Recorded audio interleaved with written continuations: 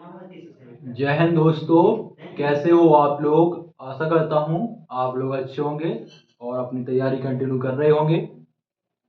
आपका एसबीआई यानी state bank of India की तरफ से नया नोटिफिकेशन जारी किया गया है, जिसमें आपका 13,735 पदों पर आपकी बम्पर जो वैकेंसी है वो निकली हुई है और इसमें ऑल इंडिया का कैंडिडेट आवेदन कर सकता है।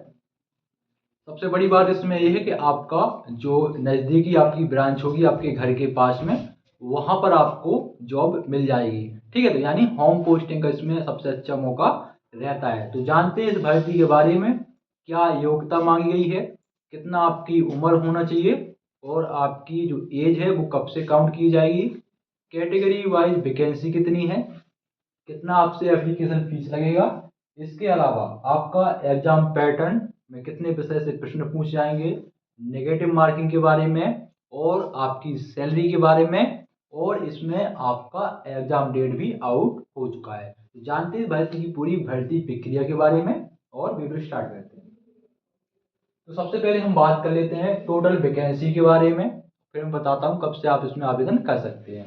तो नंबर ऑफ पोस्ट जो है आपकी, नंबर ऑफ वैकेंसी है आपकी 13,735, जिसमें अगर हम कैटेगरी वाइज बात करें तो जनरल की 5,870 वैकेंसी है, ओबीसी की 3,001 वैकेंसी है, एससी की 2,115 वैकेंसी और एसटी की 1,385। वहीं अगर हम बात करें ईडब्ल्यूएस की तो 1,361 वैकेंसी है। टोटल 13,735 पदों पर आपकी ये वैकेंसी निकली हुई है। बात कर लें ऑनलाइन डेट के बारे में, आवेदन कब से आप इसमें कर सकते हैं, तो 17 दिसंबर यानी कल से आप इसमें आवेदन कर सकते हो और आवेदन की लास्ट डेट 7 जनवरी रखी गई है। ठीक है, 7 जनवरी 2025। तो आप हो सके तो पहले ही आवेदन कर देना, दिसंबर में ही, लास्ट के चक्कर में मत बैठिएगा। ठीक है, बात करें योग्यता के बारे में, आपकी एलिजिबिलिटी क्राइटेरिया के बारे में, तो सिंपल सा आपसे इसमें स्नातक यानी आपसे ग्रेजुएशन मांगा गया है।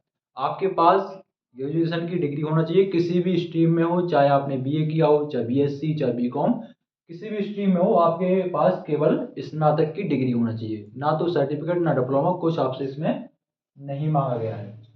बात कर लेते हैं एज लिमिट के बारे में, यानी आपकी जो उम्र है वो कितना होना चाहिए और आपको एज में कितने वर्ष का रिलैक्सेशन मिलने वाला है। तो आपकी एज जो होना चाहिए वो 20 से 28 वर्ष होना चाहिए। ठीक है, और आपकी जो एज है वो 1 अप्रैल 2024 से काउंट की जाएगी। ठीक है, 1 अप्रैल 2024 से आप अपनी एज देख सकते हो। इसके अलावा अगर आप रिजर्व कैंडिडेट हो, जैसे कि ओबीसी कैंडिडेट हो, तो आपको इसमें 3 वर्ष का छूट मिल जाएगा, और अगर आप एससी और एसटी कैंडिडेट हो तो इसमें आपको 5 वर्ष का इसमें आपको एज रिलैक्सेशन मिल जाएगा। बात कर लेते हैं इसकी एग्जाम डेट के बारे में, फिर मैं आपको इसका एग्जाम पैटर्न यानी पूरा सिलेक्शन प्रोसेस समझाता हूँ। तो एग्जाम डेट इसमें पहले से ही उन्होंने डिसाइड कर दी है, क्योंकि सबसे पहले होगा आपका प्रीलिम्स, फिर मेंस भी होना है। ठीक है, तो आपकी जो एग्जाम डेट है वो फरवरी 2025 इन्होंने डिसाइड की है, और किस डेट को होगा ये उन्होंने नहीं बताया, लेकिन आपका जो महीना है वो बता दिया है। बात करें आपका एप्लीकेशन फीस कितना लगेगा, तो देखिए, जनरल ओबीसी ईडब्ल्यूएस से 700 रुपये आपसे लिए जाएंगे, जनरल ओबीसी ईडब्ल्यूएस से 700 रुपये। वहीं अगर हम बात करें एससी एसटी और फिजिकली हैंडीकैप्ड कैंडिडेट से 1 भी रुपये इसमें नहीं लिए जाएंगे। सीधा सा मतलब है जनरल ओबीसी वालों से लगेंगे 700 रुपये, बाकी किसी से लगेंगे। ठीक है, बात करते हैं सैलरी के बारे में। तो सैलरी इसमें इन हैंड जो है वो 24,050 सैलरी है इन हैंड, प्लस इसमें अलाउंस जो दिए जाते हैं गवर्नमेंट की तरफ से, जैसे कि आपका ट्रेवल अलाउंस हो गया, हाउस रेंट अलाउंस हो गया, ठीक है, डीएनएस अलाउंस हो गया, और भी बहुत सारे अलाउंसेस दिए जाते हैं। तो सभी अलाउंस मिला के शुरुआत की सैलरी आपकी बन जाएगी 40 से 45,000 के बीच में एसबीआई क्लर्क की। ठीक है, और ये ध्यान रखिए आपकी सैलरी 1 या 2 साल बाद बढ़ जाती है, शुरुआत की सैलरी इतनी रहती है, फिर बढ़ जाती है। आप ये समझिए ग्रेजुएशन लेवल की पोस्ट है तो सैलरी इसमें आपकी 35,000 इन हैंड से कम नहीं, मतलब 35,000 का मतलब हो गया 55-60,000 इन हैंड आपकी, इससे तो कम रहने वाली है नहीं, इससे ज़्यादा ही मिलेंगे 60,000 प्लस। और एक दो दूसरी साल में तो फिर 80-90 पहुंच जाएगी सैलरी। ठीक है, अब देख लो इसका पूरा सिलेक्शन प्रोसेस। आपका दो स्टेप में आपका इसका सिलेक्शन होगा, पहला होगा प्रीलिम्स, फिर होगा आपका मेंस। तो प्रीलिम्स में आपका जो है 3 विषय से प्रश्न पूछे जाएंगे, जिसमें मैथ के आपके रहेंगे इसमें 35 प्रश्न, रीजनिंग के रहेंगे आपके 35 प्रश्न, और आपका जो इंग्लिश है उसके रहेंगे आपके 30 प्रश्न।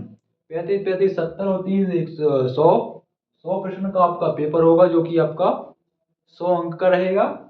और इसके लिए जो टाइम मिलेगा वो आपको 1 घंटे का मिलने वाला है। और बात कर लेते हैं नेगेटिव मार्किंग के बारे में। तो नेगेटिव मार्किंग इसमें 1/4, यानी अगर आप कोई 4 प्रश्न गलत करेंगे तो आपका 1 अंक जो काट लिया जाएगा।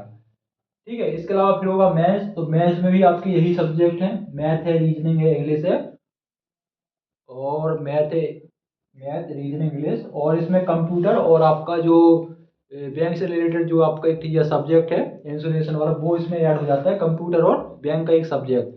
ठीक है, तो आपका 5 विषय से मैथ्स में पेपर पूछा जाता है। तो इसका मैं अलग से एग्जाम पैटर्न का और सिलेबस का अलग से वीडियो बना दूंगा नोटिफिकेशन का, तो उसमें आपको अच्छे से समझ में आ जाएगा। ठीक है, तो आपका एग्जाम पैटर्न वाला वीडियो आ जाएगा, तो देख लीजिएगा। इसके अलावा कुछ भी आपको इस से रिलेटेड कुछ डाउट हो तो बिल्कुल आप कमेंट बॉक्स में पूछ सकते हो। और अगर वीडियो अच्छा लगा तो लाइक भी कर सकते हो, और नहीं लगा हो तो नहीं भी करना, बाकी भगवान भरोसे। तो मिलते हैं किसी नेक्स्ट वीडियो में। और एक चीज़ और एक चीज़ रहने दो, ठीक है। 8 मिनट तो हो गया यार, 7 मिनट हो गए। ठीक है, और वैकेंसी तो भर भर के निकल ही रही है। राजस्थान में निकल रही है, देखो ग्रुप डी की 50,000 निकली है। और राजस्थान में तो बोलबाला हो गया भैया, लगे लगे वैकेंसी निकली बम्पर। और आपकी देखो एसएससी का कैलेंडर जारी हो चुका है, तो उसमें भी आपकी बम्पर वैकेंसी निकली हुई है, मजाक की बात नहीं, सीरियसली। ठीक है, सीजीएल का आपका जुलाई अगस्त में, एमटीएस का सबसे पहले फेज वाला है, फिर आपका एमटीएस का है, फिर सीएचएसएल का है, उसके बाद में फिर आपका सीजीएल का है, सीजीएल के बाद फिर आपका स्टेनो वगैरह, फिर दिल्ली पुलिस का। तो आपका एसएससी में भी आपका बम्पर वैकेंसी है। तो जो आपका एसएससी का है सेम वही आपका सीजीएल के लेवल का ये आपका पेपर है, और सीजीएल का लेवल का आप तैयारी कर सकते हो। अगर आप सीजीएल की तैयारी कर रहे हो तो इसको भी आसानी से निकाल लोगे, लेकिन इसमें थोड़ा कम नहीं आता, इसमें भी बैंक का पेपर इसमें भी टफ ही आता है, ना तो सरल लगाएंगे ना कठिन। ठीक है, और सब्सक्राइब कर लेना यार। जय हिंद।